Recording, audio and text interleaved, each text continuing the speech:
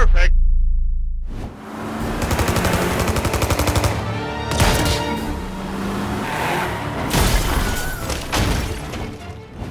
Let's talk about Mafia Definitive Edition.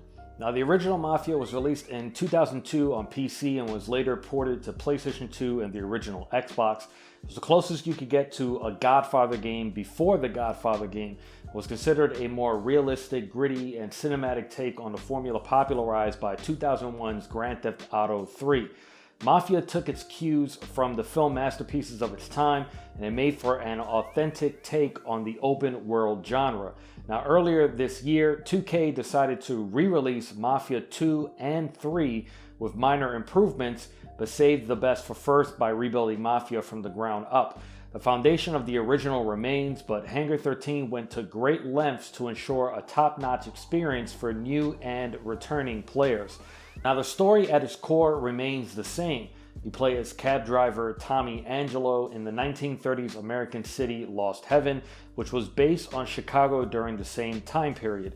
You soon cross paths with Paulie and Sam and find yourself in the middle of a war with the Morello crime family.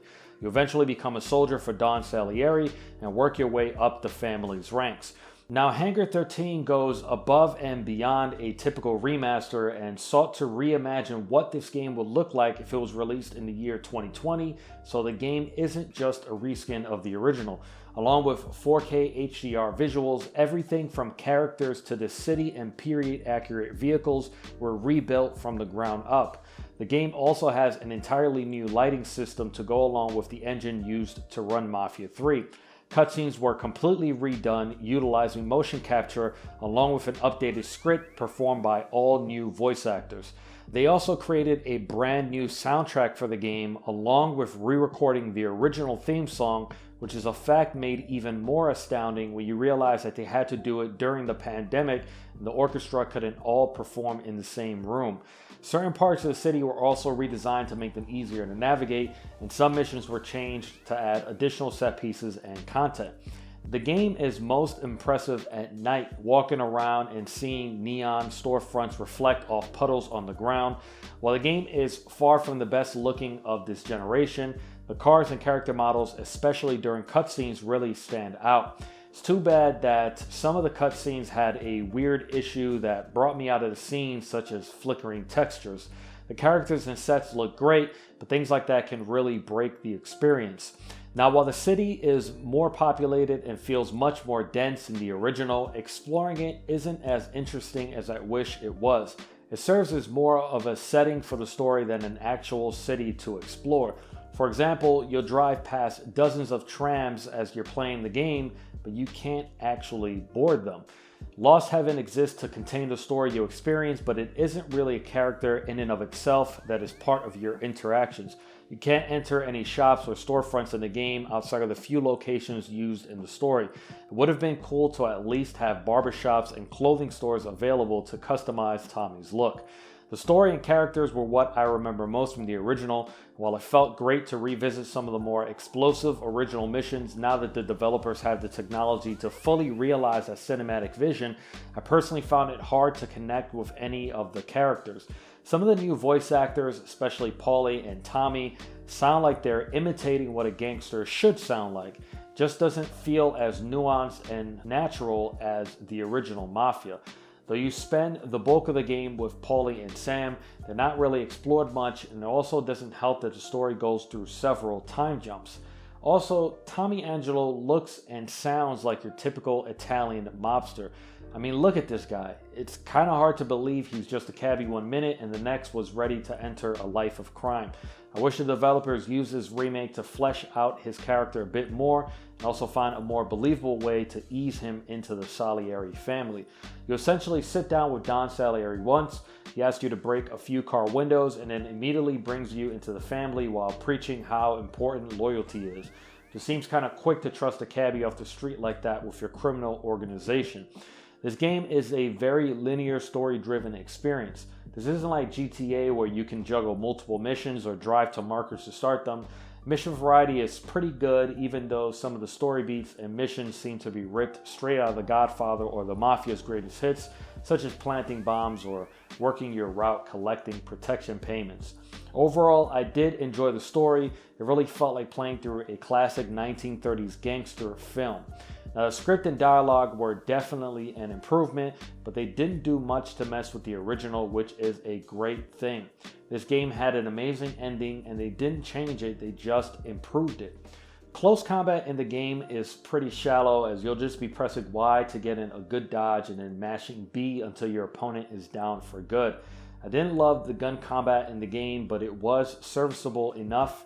It has a cover system that never felt too sticky, and while not as fluid as Gears of War, it was pretty easy to get from cover to cover. Now, your reticle is the size of a volleyball for some reason, which takes some getting used to, but I kind of like that challenge, and you can adjust aim assist if you're having trouble. I also like that enemies are pretty aggressive and will work their way towards you if you spend too much time hiding behind boxes.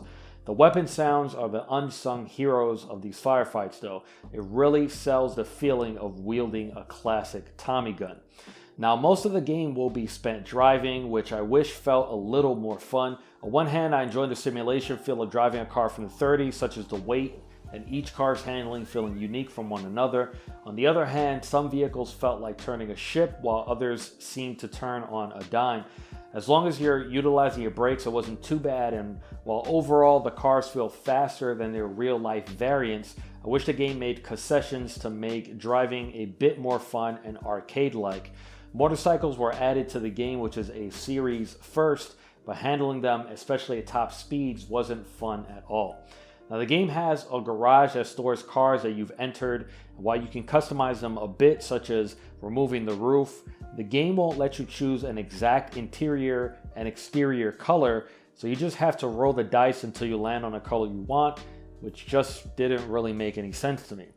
Now, length is a bit of an issue. The story took me about 8 hours to complete, and there isn't much to do post-game. After you complete your first mission, you can free ride around the game to pick up fares in a cab or complete one of the many collectibles from magazines and comics to cigarette cards and 50 of these mystery foxes. There are also a few cars to find for a character named Lucas and about a dozen mysterious missions from a character named Herbert. Now, I actually really like these missions as they have unique objectives such as boarding a speeding bus and keeping it above 30 miles per hour while a bomb is being disarmed. Now, if you're looking for a very cinematic take on the Mafia / gangster film genre, I think you'll really like Mafia Definitive Edition. At $39.99, game length may be an issue for some, but if you buy the Mafia trilogy at $59.99, you'll have 3 great games to explore, especially if they're brand new to you.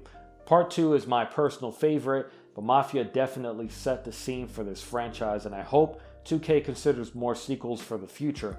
Just know that even though it exists in a big city, you're in for a very linear experience beginning to end, which isn't a bad thing at all. And if all of that sounds good to you, you should definitely check it out. Now, thanks for watching. Please like, subscribe, and comment down below. It takes a few seconds, but has a massive impact on this channel's growth. You can also subscribe to the Camp Koji podcast for your platform of choice to keep up with the latest gaming news. Thank you.